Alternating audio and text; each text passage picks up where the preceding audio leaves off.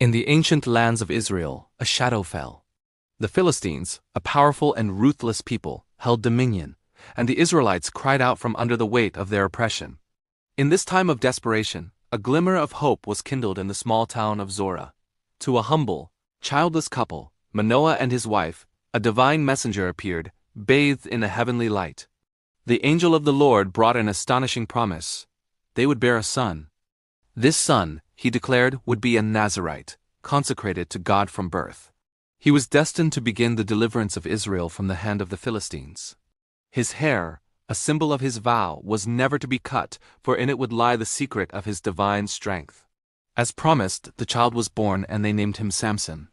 From his earliest days, it was clear he was no ordinary boy. The Spirit of the Lord was upon him, and he grew in stature and in power. His muscles were like forged iron, his spirit bold and untamed. His long, flowing hair was a constant reminder of his sacred calling. As a young man, his strength was legendary. He was a force of nature, a living testament to the power of God working through a chosen vessel. One day, while traveling near the vineyards of Timnah, Samson's path was crossed by a young lion. The beast roared, ready to pounce, its eyes fixed on its prey. But Samson was not afraid. A supernatural power surged through him. With nothing but his bare hands, he met the lion's charge. In a breathtaking display of raw force, he tore the predator apart as if it were a young goat. It was a stunning, solitary act that revealed the incredible might dwelling within him, a power meant for a greater purpose than fending off wild animals. That purpose soon became clear. The Philistines, arrogant and dismissive of the God of Israel, became the focus of Samson's divinely given strength. When they wronged him and his people, his fury was righteous and his retribution swift.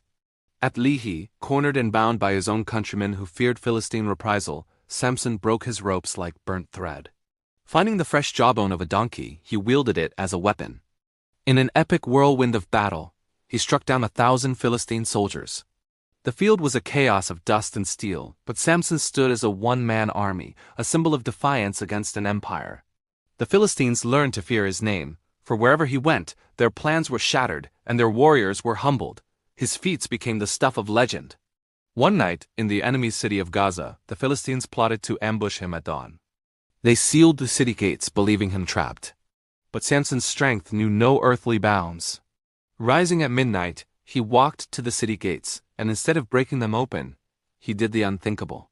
He tore the massive wooden gates, their posts, and the bar clean out of the ground. Heaving the immense weight onto his powerful shoulders, he carried them all the way to the top of a hill overlooking Hebron, a journey of many miles. Under the pale moonlight, this heroic act was a profound mockery of his enemy's power, showing them that no wall or fortress could contain the chosen champion of God. For 20 years, Samson judged Israel, a constant thorn in the side of the Philistines. They could not defeat him in battle, so they sought to conquer him through deceit. Their secret weapon was a woman from the valley of Sorek named Delilah. With promises of silver and riches, the Philistine lords tasked her with a single mission: discover the source of Samson's great strength. Delilah began her seductive campaign. By candlelight, in moments of supposed intimacy, she pleaded and probed.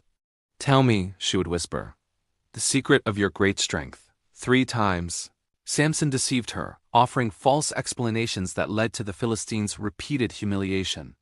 But Delilah was relentless. She pressed him daily, wearing down his spirit with her words until his soul was vexed to death. She accused him of mockery, of not truly loving her. Finally, exhausted and heartbroken, Samson yielded. He confessed everything. He told her of his Nazirite vow that a razor had never touched his head. "If I am shaven," he admitted, "then my strength will leave me, and I shall become weak and be like any other man." Knowing she finally held the truth, Delilah signaled the Philistine lords. She lulled Samson to sleep upon her knees, his head resting in her lap in a final tragic act of trust. As he slept, a man entered and silently cut the 7 locks of his hair. His vow was broken, his covenant severed.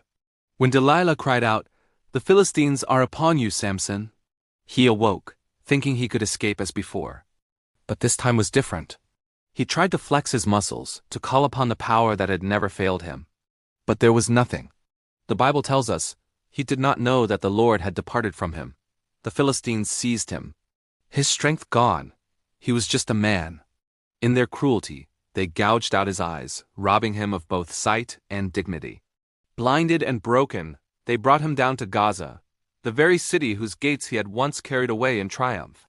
There they bound him with bronze fetters and forced him to grind grain in the prison, a task reserved for the lowliest of servants. The mighty champion of Israel was now a source of public amusement for his enemies, a monument to their victory. But in his darkness and despair, Samson began to pray. And as he toiled in the prison, his hair began to grow again. The Philistines, drunk on their triumph, decided to hold a great festival in the temple of their god, Dagon, to celebrate their capture of Samson. Thousands gathered, filling the temple and its roof. They called for Samson to be brought out to entertain them. Led by a boy, the blind giant was placed between the two central pillars that supported the entire structure. The crowd roared with laughter and mockery.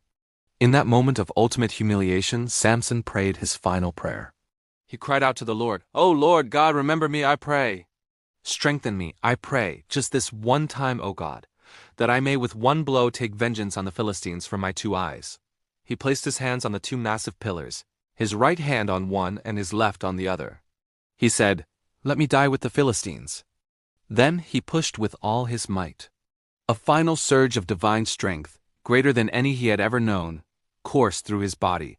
The pillars groaned, then splintered. The foundation shook, and with a deafening roar, the entire temple collapsed, crushing the Philistine lords and the thousands of people within. In his death, Samson defeated more of his enemies than he had in his entire life.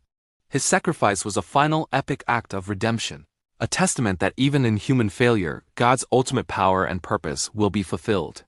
His story faded into light, a timeless lesson of strength, weakness, and the unyielding power of faith.